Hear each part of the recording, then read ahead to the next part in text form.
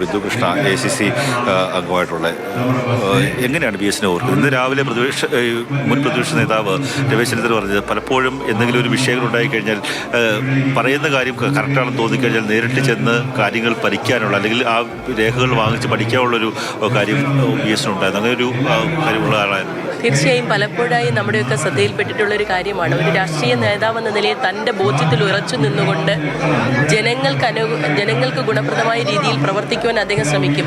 രാഷ്ട്രീയപരമായ അഭിപ്രായ വ്യത്യാസങ്ങൾ നിലനിൽക്കുമ്പോൾ പോലും ഒട്ടനവധി കാര്യം മണ്ണിൻ്റെയും മനുഷ്യൻ്റെയും അവകാശങ്ങളെക്കുറിച്ച് കേരളീയ സമൂഹത്തെ വീണ്ടും വീണ്ടും ഓർമ്മിപ്പിക്കുവാൻ അദ്ദേഹം നൽകിയ സംഭാവനകൾ നമുക്ക് മറക്കുവാൻ കഴിയില്ല.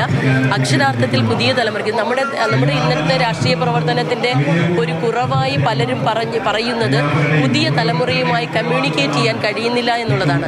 എത്രത്തോളം BS പുതിയ തലമുറയുമായി കണക്ട് ചെയ്യപ്പെട്ടിരിക്കുന്നു എന്ന് നമുക്ക് മനസ്സിലാകുകയാണ്. തീർച്ചയായും കേരളത്തിൻ്റെ പ്രതിപക്ഷ നേതാവായും മുഖ്യമന്ത്രിയായും പ്രവർത്തിച്ചിട്ടുള്ള അദ്ദേഹത്തോട് രാഷ്ട്രീയ വിയോജിപ്പ് നിലനിർത്തിക്കൊണ്ട് തന്നെ അദ്ദേഹത്തിൻ്റെ നഷ്ടം കേരളത്തിന് തീരാ നഷ്ടമാണെന്ന വിലയിരുത്തലാണ് എനിക്കുള്ളത്. BS സമമായിട്ട് വേറൊരു നേതാവിനും ഉണ്ടാകും. BS സമമായിട്ട് വേറൊരു നേതാവിനും BS കേരളത്തിലെ പലതരം തിന്മകൾക്കെതിരായ പുതിയ നേതാവാണ്.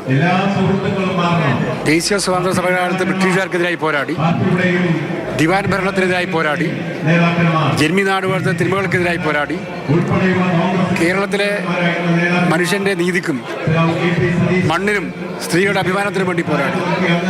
അങ്ങനെ അസാധാരണമായ വ്യക്തിത്വമുള്ള നേതാവായിട്ടാണ് കേരളത്തിലെ ജനങ്ങൾ കക്ഷി രാഷ്ട്രീയ നേതാവിനെ BS കാണുന്നത്. KSP ചെയർമാൻ വരദരാജൻ, BS കുറിച്ചുള്ള ഓർമ്മ വർഷങ്ങളോളം അദ്ദേഹവുമായി പ്രവർത്തിച്ച ഒരാളാണ്. BS ആദ്യമായി ഞാൻ കാണുന്നതും ബന്ധപ്പെടുന്നതും ഇവിടെ കശുവണ്ടി തൊഴിലാളികളുടെ സമരവുമായി ബന്ധപ്പെട്ടാണ്. അതിനു മുമ്പ് 1971 കർഷക തൊഴിലാളി യൂണിയൻ്റെ സംസ്ഥാന സമ്മേളനം കൊല്ലത്ത് നടക്കുകയുണ്ടായി. അതിൻ്റെ സംഘാടനത്തിലും ഞാൻ സർവീസ് സംഘടനയുടെ ഒരു പ്രവർത്തകൻ എന്നുള്ള നിലയിലുണ്ടായിരുന്നു. പിന്നീട് 1980 മുതൽ സംഘടനയുടെ നേതാവെന്നുള്ള നിലയിൽ തിരുവനന്തപുരം കേന്ദ്രീകരിച്ച് എൻ്റെ പ്രവർത്തനം നടത്തുമ്പോൾ BSമായിട്ടുള്ള ഊഷ്മളമായ ബന്ധമുണ്ടായിരുന്നു. പ്രത്യേകിച്ചും 2002 നടന്ന 32 ദിവസം നീണ്ടുനിന്ന അവിസ്മരണീയമായ പണിമുടക്കത്തിൽ ആദ്യാവസാനം ഞങ്ങൾക്ക് എല്ലാ പ്രചോദനവും നൽകിയത് BS ആണ്. പിന്നീട് ഞാൻ പൊതുപ്രവർത്തകനായി കൊല്ലത്ത് പ്രവർത്തിക്കുമ്പോഴും BS കർഷക തൊഴിലാളികളുടെയും അതുപോലെ തന്നെ മത്സ്യത്തൊഴിലാളികളുടെയും കശുവണ്ടി തൊഴിലാളികളുടെയും ഒട്ടേറെ പോരാട്ടങ്ങളിൽ അദ്ദേഹം നേരിട്ട് പങ്കെടുക്കുന്നതിൽ പങ്കാളിയാവാൻ എനിക്ക് കഴിഞ്ഞിട്ടുണ്ട്.